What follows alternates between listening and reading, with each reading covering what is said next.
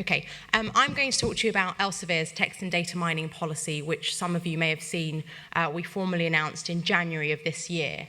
I'm going to talk about why we've developed the policy in the way that we have, why we've structured it in the way that we have, largely in response to researcher feedback and through pilots that I'll go through.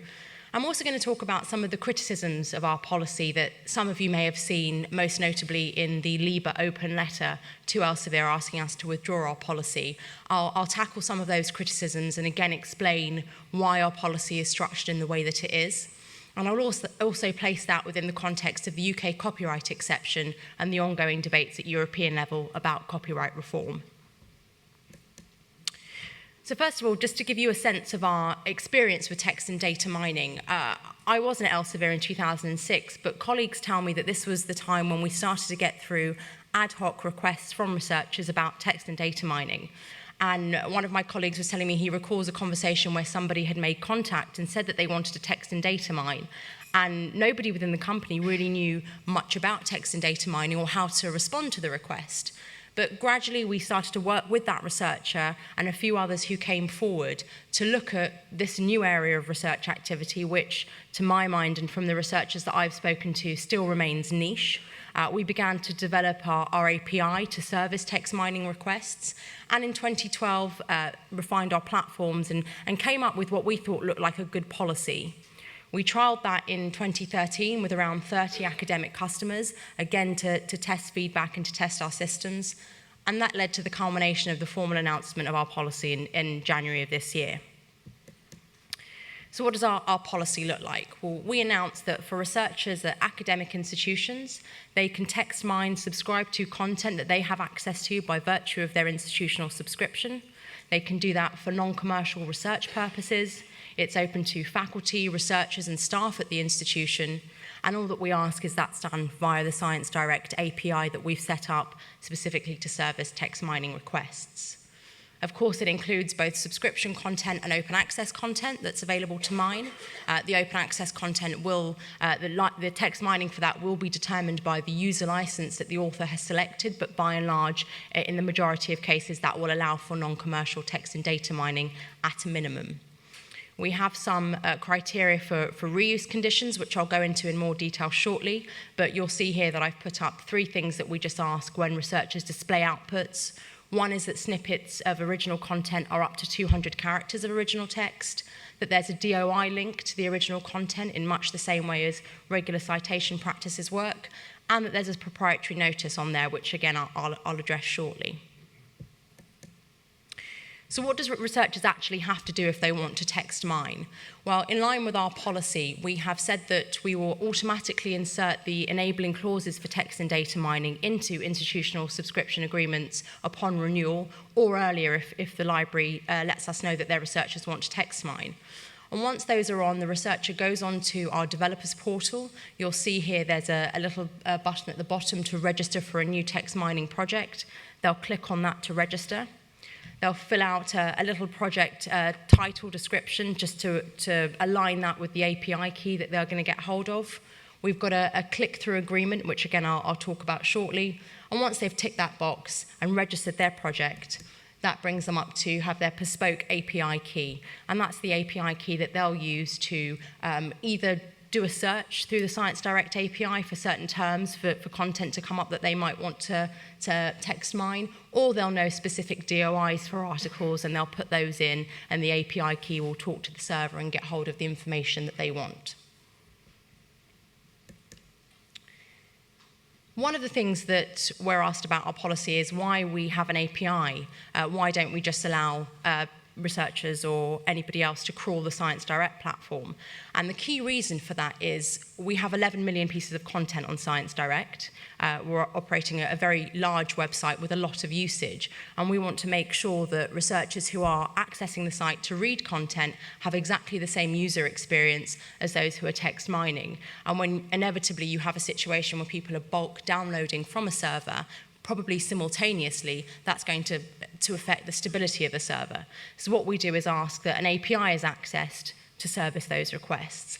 And that operates in a very similar way to many other websites who service downloading requests of large amounts of information, or when they have a lot of users. For example, Wikipedia and Twitter also ask that API access is used for bulk downloading of information. And our API also enables us to service requests in the format that text miners have told us they prefer. So on Science Direct, you'll be able to read articles in PDF format. Researchers have told us that for text mining, they prefer XML, and that's the file format that we deliver through the Science Direct API. So to turn to some of the common misconceptions or criticisms of our policy, the first is that we have a license in the first place. And some have suggested that this is our way of trying to exert control or impose conditions upon librarians or indeed researchers that they don't want. Inevitably, you're going to hear me say that's not true, but I want to explain why that's not true. The first is that our policy is a global policy. Yes, there is a UK copyright exception, which our policy aligns with, and again, I'll talk about that shortly.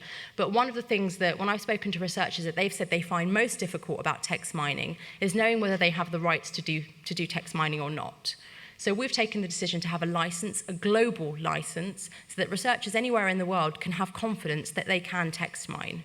We obviously believe that that's better than having a copyright exception to provide clarity and balance in the system that you would expect in a balanced, sensible copyright framework. And to address the point that we are forcing clauses on librarians or researchers in some way, if a librarian says to us that they don't want to have those Science Direct clauses to enable TDM in their contract, that's absolutely fine with us. We simply said that we will insert those automatically so that researchers could have that clarity because they've told us that's what they would prefer.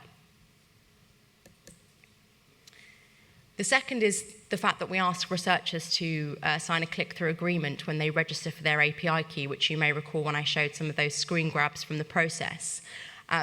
I want to make clear that this doesn't place any additional liability on the researcher, but what it does, as you would expect for any system, is let the researcher know that their institution has signed up to something on their behalf, and it's aligning the researcher's expectations by what's already been agreed to by their institution.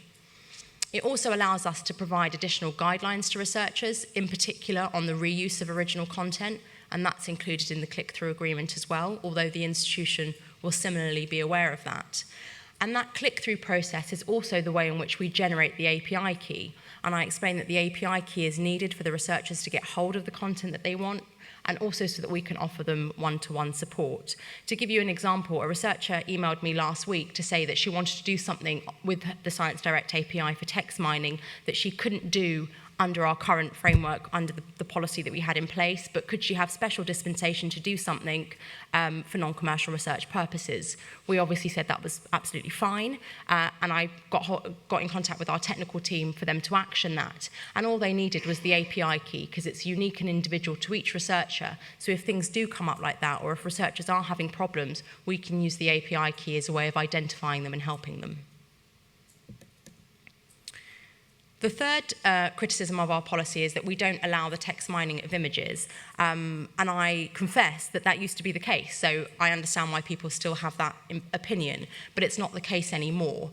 But just to put some background and context around that, the biggest reason why is because we don't own all of the copyright in the images. So it was very hard for us to have a blanket policy that said, yes, go ahead and text mine images when we didn't have the rights to those. What we did do, though, is service those requests on a one-to-one basis. If a researcher came to us and said, look, your policy doesn't allow the mining of images, I need that for my research, can I do it? Typically, we'd grant that request.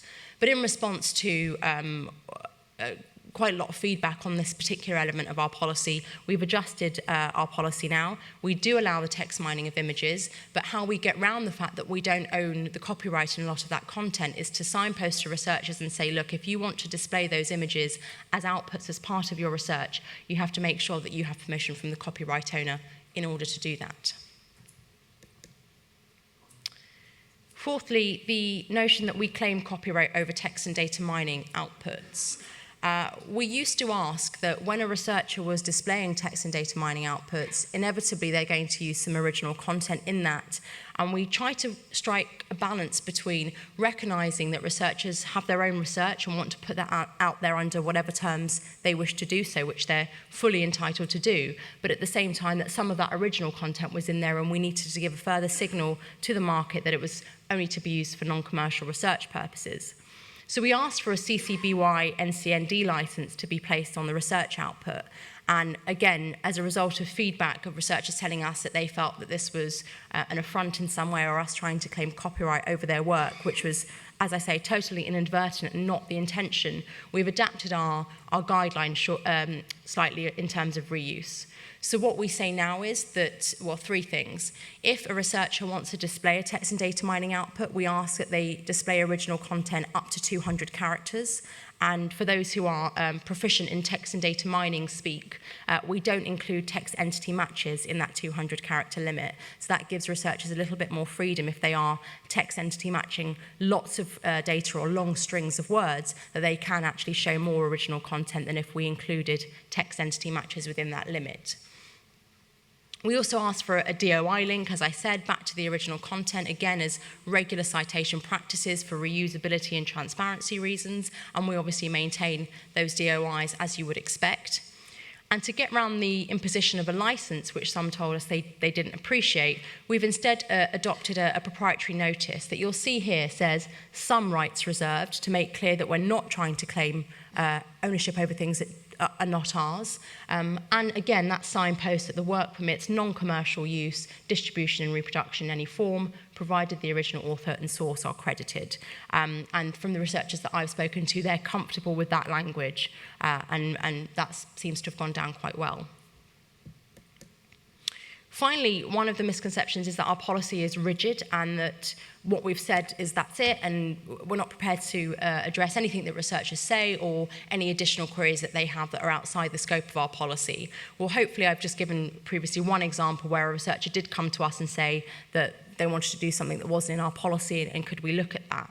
Of course, we'll always do that. And I've just done a screen grab here of our website that you'll see one of the tabs, the feedback tab. We include an email address for researchers to email us if they find that what they want to do is not allowed under our policy, or indeed if they're not a researcher at a subscribing institution but still want to text mine for non-commercial research purposes. We're not saying that those researchers cannot do that. We just ask them to contact us first, and we'll make those arrangements because it's a slightly different setup process than it is for those who already have that subscription.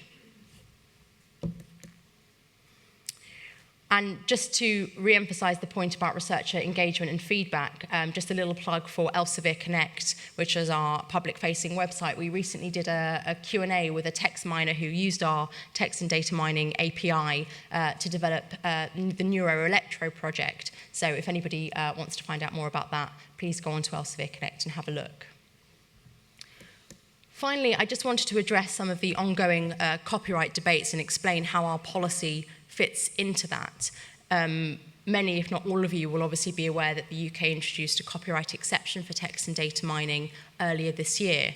And of course, that includes within there that those who have lawful access to a work can make copies of it for the purposes of non-commercial research. Well, lawful access, the government has certainly said in conversations with me, policy officials have said in conversations with me, that that's subscription content or subscribed to content, or indeed content that's published on a gold open access basis. Well, that fully aligns with our policy because we've said that researchers who have a subscription can text and data mine for non-commercial research purposes.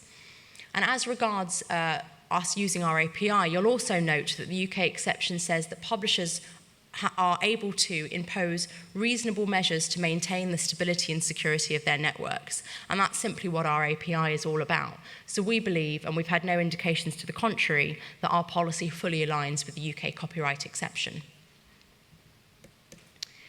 I also just wanted to touch briefly on the ongoing European copyright debates. Again, some of you, or many of you, will be aware that the European Commission is looking at copyright reform across the piece.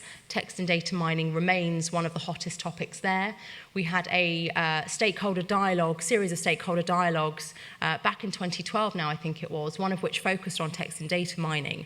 It was unfortunate that librarians decided not to participate in that process, but one of the good things that did come out of that was the STM declaration, and you'll see here it's a statement of intent, which Elsevier and I know many others in the room have also signed, a commitment to facilitate text and data mining for non-commercial research purposes in the European Union.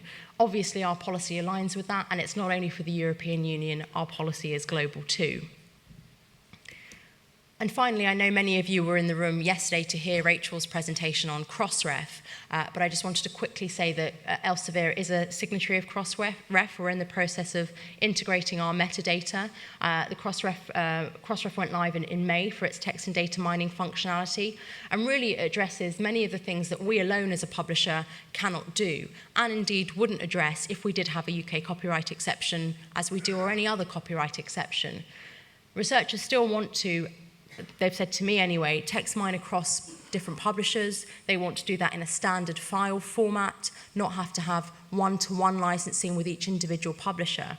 And Crossref is the portal through which you can do that. It links up and has a back-end system so that the researcher can go to Crossref, look up through the DOIs what they want to text and data mine, and Crossref already has that license relationship with the publisher through the metadata to service those requests through one portal. So we think it's a great service. We hope researcher uptake of that service continues, and we're fully in support of that. That's it from me. Thank you.